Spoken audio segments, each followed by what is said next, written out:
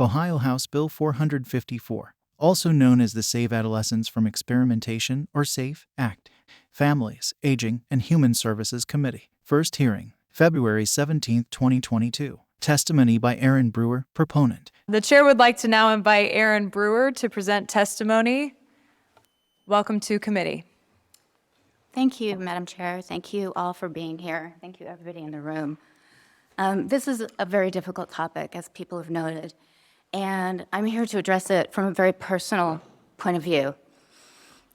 As a child, I was a transgender kid. I was insistent, persistent, and consistent. I hated myself as a girl, and I did everything I could to present as a boy. And I'm speaking about this today because there are thousands of parents and detransitioners who would like to speak out about this, but who can't because they're being bullied, or they're being told that they'll lose their job. They're being deplatformed. And so I'm speaking on their behalf and on my behalf as that little girl who was transgender, and so thankful that I wasn't put on puberty blockers to retard my growth and development. I wasn't put on cross-sex hormones that would permanently damage my body, with the combination of puberty blockers and cross-sex hormones that would have sterilized me. And yes, that combination, if given prepubescently, does result in sterility. I feel like I am called to speak for all of these detransitioners and parents because they are afraid to speak. And the fact that they're afraid to speak needs to tell us something.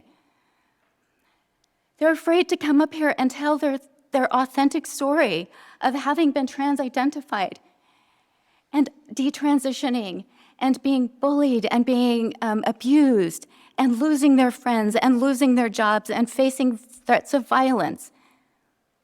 These are often children who, like me, were traumatized as children. The reason I developed a transgender identity is that I was sexually assaulted as a child.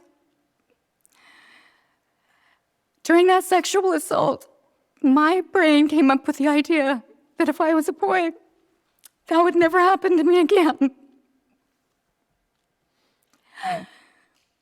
And that is why I decided I wasn't going to be a girl anymore. I hated myself. I hated what happened. And I was convinced the only way I could keep myself safe is to be a boy. And I'm not the only one. I've talked to hundreds of detransitioners who've had similar stories of sexual assault. I talked to my dear friend Billy Burley, who went through the full medical transition. And he finally realized his hatred for his penis that he had cut off was the result of a sexual assault by his swim coach. Now, when these kids come forward and they say they feel better when they transition, I am so sure they do. I am not discounting what they say. I'm not trying to erase their pain. I'm not trying to be hateful. I want to be compassionate and loving to these kids who are struggling with such intense feelings. These feelings of gender dysphoria are real. But rather than telling the child that they're inherently flawed and that they're born in the wrong body, and the only way that they can survive themselves is to basically kill who they are and become another person, that's a horrible message to give to any child, especially a child who's endured some kind of trauma like I did. Because if I had been given that message, I would have continued to believe that that sexual assault was my fault and that the only way to stay safe is to be a boy. In addition, testosterone is a controlled substance, and it would make any single female in here, if we start taking it, feel like $1 million. We should not be giving children controlled substances, steroids, in order to make them feel better when they're struggling with mental health issues. That's a horrible disservice. We're basically encouraging them to dissociate, to run away from their feelings, to run away from themselves, and to take a drug that's going to, in the short term, help them to feel better, and in the long term, permanently damage their bodies, and in the long term, prevent them from getting the help that they need to understand the difficult feelings that they're having in the first place. I hear Dr. Liston and other doctors who talk about the medical expertise and the standards of care. And I want to acknowledge that, generally speaking, I have great respect for doctors.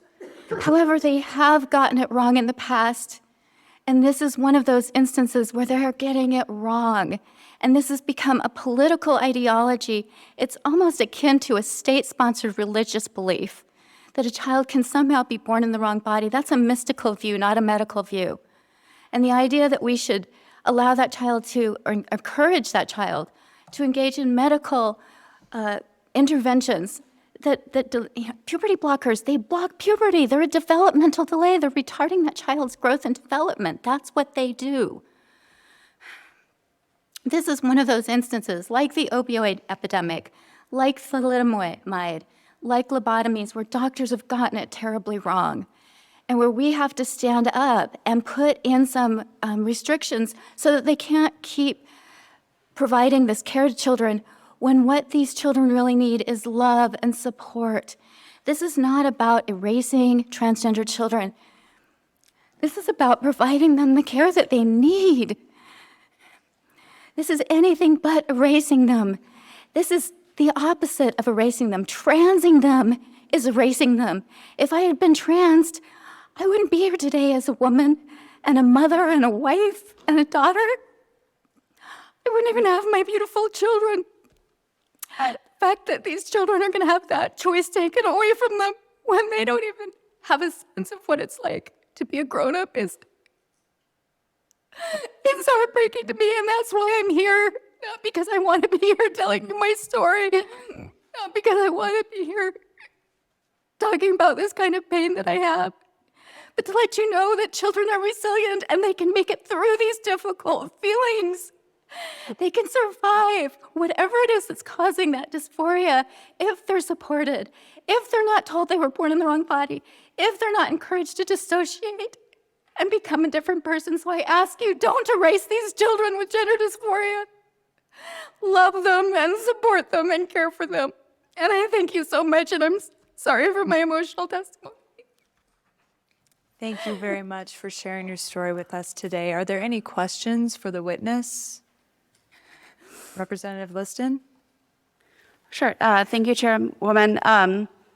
And I'm sorry for what you have gone through. I read your story of abuse on your blogs, and obviously none of us believe that that is something anyone should go through, and our heart goes out to you for those experiences.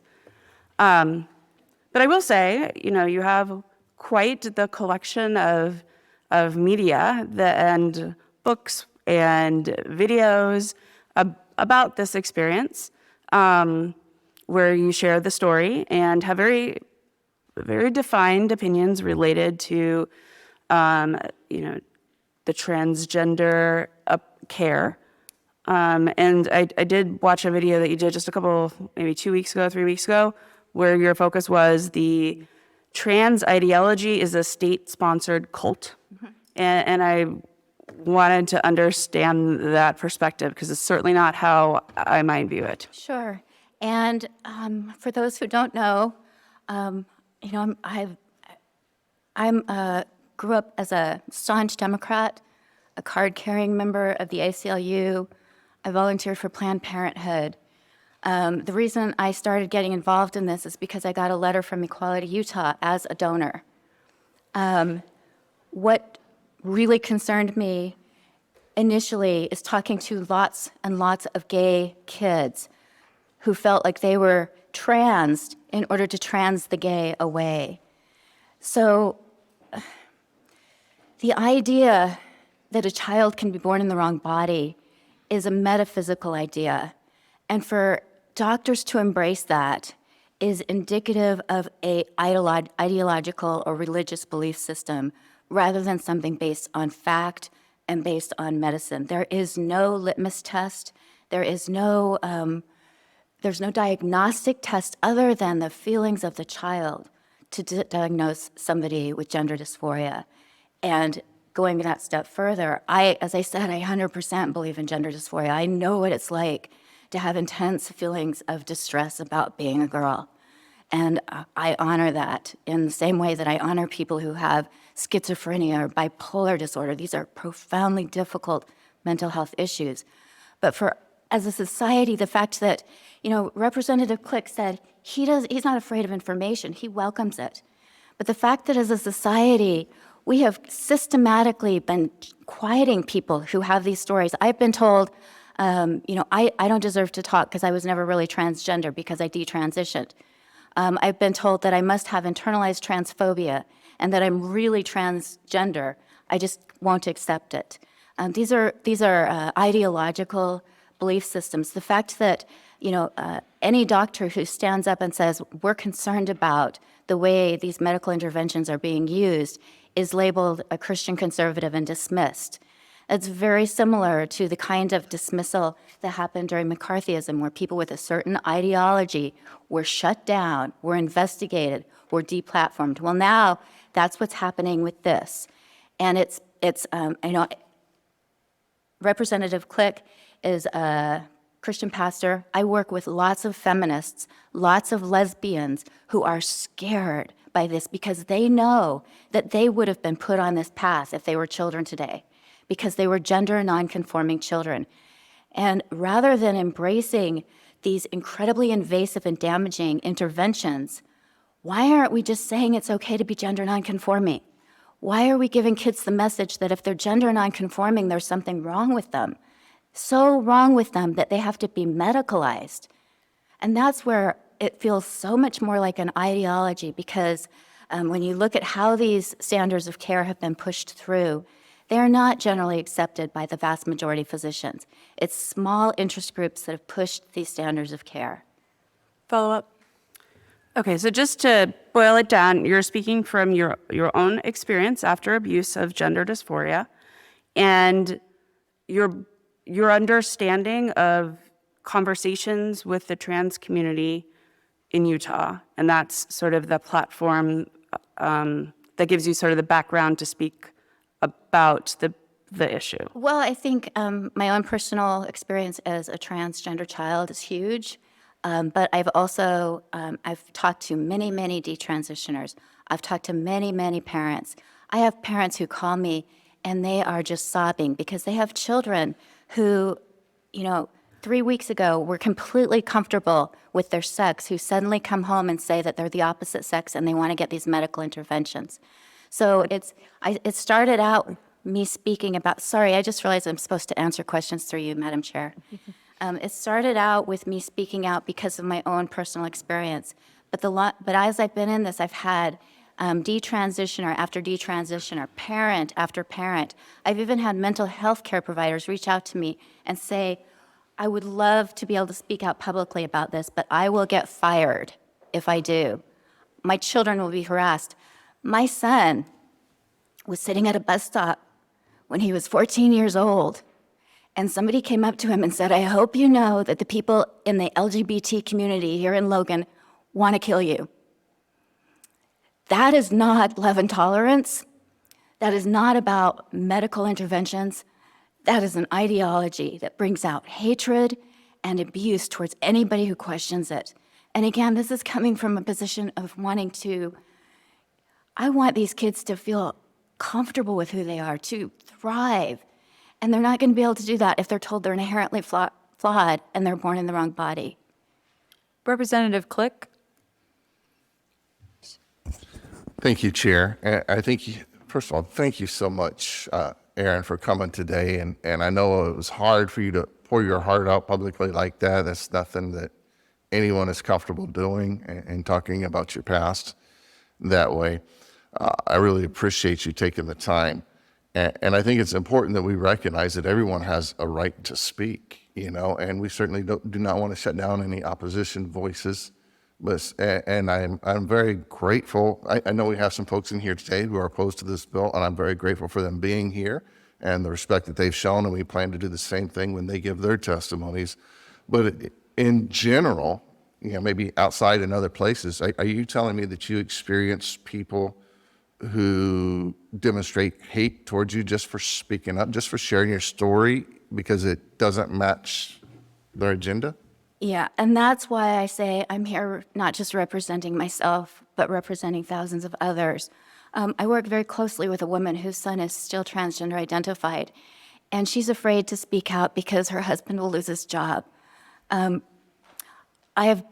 People have threatened me physically, said that they're going to hurt me if they ever come across me in the street.